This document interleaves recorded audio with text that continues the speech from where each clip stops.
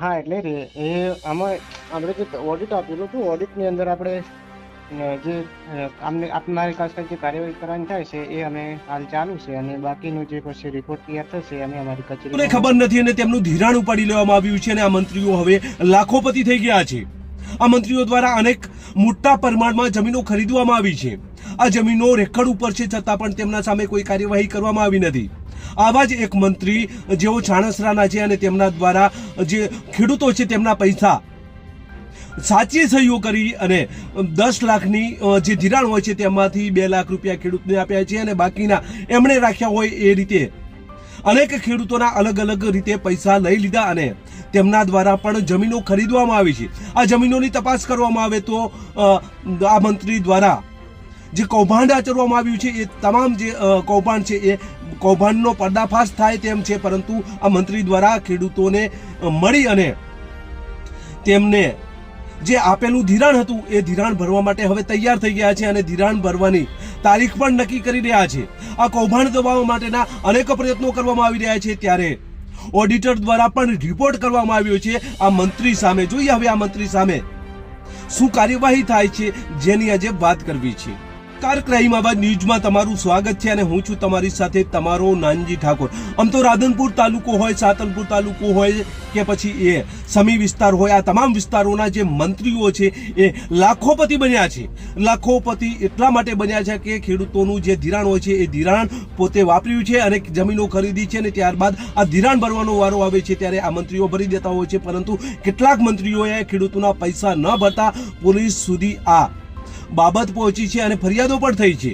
આ જે તમામ મંત્રીઓ છે, કૌભાંડીઓ છે, તેમના જે સ્થાવર મિલકત છે તેની તપાસ કરવામાં આવે તો આ મંત્રીઓ દ્વારા અનેક જે તેમની આવક છે તે કરતાં પણ વધુ જમીનો ખરીદી છે. અનેક મંત્રીઓ એવા છે કે તેમણે 100 વીઘા જમીનો પોતાના ખાતે કરી લીધી છે અને ખેડૂતોના પૈસા હજી સુધી ભર્યા નથી. કેટલાય મંત્રીઓ જેલના હવાલે થયા છે તો કેટલાય મંત્રીઓ જેલના હવાલે થવાની શક્યતા જોવા મળી રહી છે. સાતલપુર તાલુકાના ચાણસરા મુકામે જે મંત્રી છે તેમનું કૌભાંડ સામે આવ્યું છે. ખેડૂતો અમારી પાસે આવ્યા હતા અને સરકારને રજૂઆત કરી છે કે અમને ન્યાય આપવામાં આવે.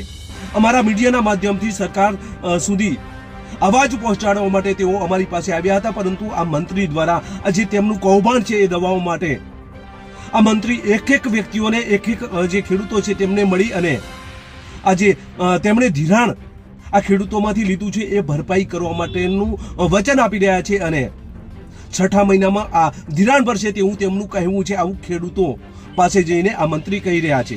આ મંત્રીએ એટલું બધું કૌભાંડ આચર્યું છે કે તેમની જમીનોની તપાસ કરવામાં આવે તો અઢળક જમીનો છે, લાખો રૂપિયાની જમીનો અહીંયા લીધી છે. એસીબી અથવા એડી દ્વારા તપાસ કરવામાં આવે તો આ મંત્રી પણ જેલના હવાલે થાય તેમ છે.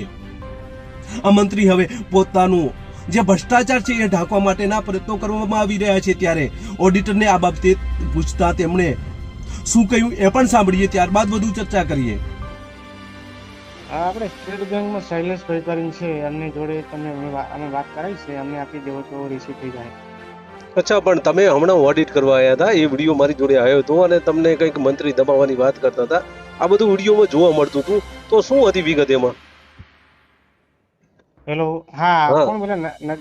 નાનજીભાઈ ઠાકોર બોલું છું. હા, એટલે એ આમાં આપણે જે ઓડિટ આપેલું હતું, ઓડિટની અંદર આપણે જે આપનારી પાસે જે કાર્યવાહી કરવાની થાય છે એ અમે હાલ ચાલુ છે, અને બાકીનું જે પછી રિપોર્ટ તૈયાર થશે અમે અમારી કચેરીમાં મોકલી આપીશું. જી, કઈ વાંધો નહીં, ભલે કચેરીમાં તો તમે મોકલી આપો. નિવેદનો કંઈક લીધા છે ગામ લોકોના, ખેડૂતોના? હા, એટલે જે કઈ નિવેદનો મળ્યા છે એના આધારે અમારું સ્ટેટમેન્ટ તૈયાર થશે અને પછી આગળનો રિપોર્ટ તૈયાર થશે એટલે અમે આગળની રિપોર્ટ મોકલી આપીશું. ક્યારે ફરિયાદ ક્યારે કરવાના છો? અમારો રિપોર્ટ જે તૈયાર થશે એમાં પછી આગળની જે કાર્યવાહી થશે અમારા જે અધિકારી છે એ કરશે આગળ. અચ્છા, હવે ઓડિટ સાહેબ કેટલા વર્ષનું બાકી છે કે બધું પતી ગયેલું હોય? ઓડિટ તો 22 થી 25 નું ઓડિટ હતું.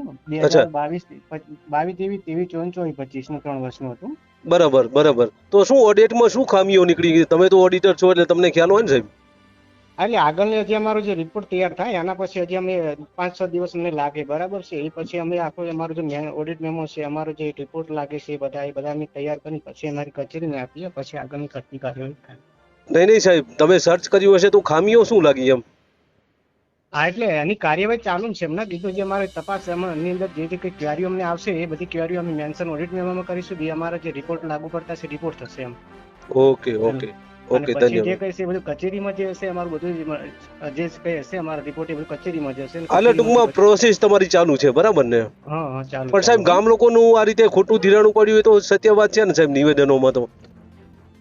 એટલે આગળનું જે કઈ છે તપાસ જે આગળનો જે હશે ના નિવેદનો તો તમે લીધા એટલે નિવેદનોમાં તો એ લખ્યું જ છે ને તમે એમ?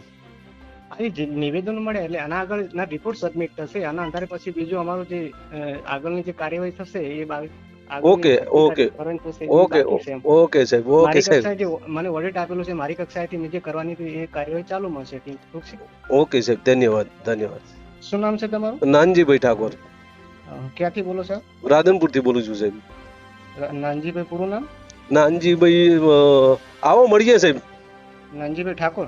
હા, બધા ઓળખે જ છે, બરોબર, જેને કેવું હોય ને કહેજો. હા ઓકે ઓકે સાહેબ, ભલે.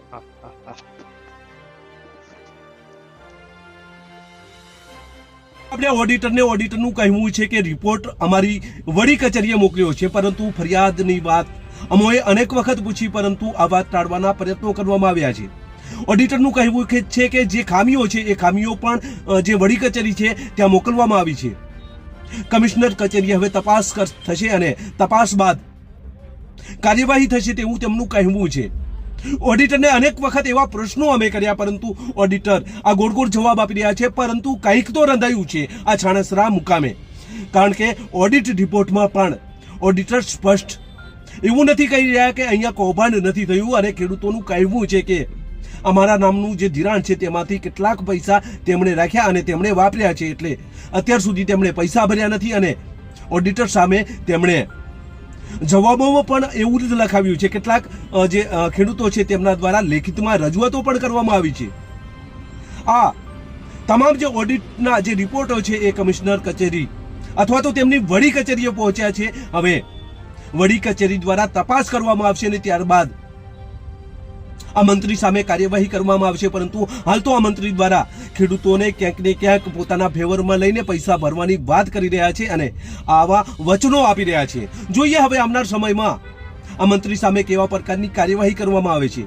આ મંત્રીએ ઘણા વર્ષોથી જમીનો ખરીદી છે. મંત્રીમાં આવ્યા બાદ અઢળક જમીન ખરીદી છે. એસીબી અથવા તો ઈડી દ્વારા તપાસ કરવામાં આવે તો આ મંત્રી સામે ગુનો પણ દાખલ થઈ શકે તેવી શક્યતા જોવા મળી રહી છે. હવે આવનાર સમયમાં આ મંત્રી સામે કેવા પ્રકારની કાર્યવાહી થાય છે એ તો આવનાર સમય બતાવશે, પરંતુ હાલ તો મંત્રી સામે અનેક આંગળીઓ ચીધાઈ રહી છે. બસ એ જ. જો તમે અમારી ચેનલમાં નવા છો અને આવા જ લેટેસ્ટ ન્યૂઝ જોવા માંગો છો તો અમારી ચેનલને અત્યારે સબસ્ક્રાઇબ કરો, જેથી આવનાર લેટેસ્ટ ન્યૂઝ તમારા સુધી પહોંચી શકે. નમસ્કાર.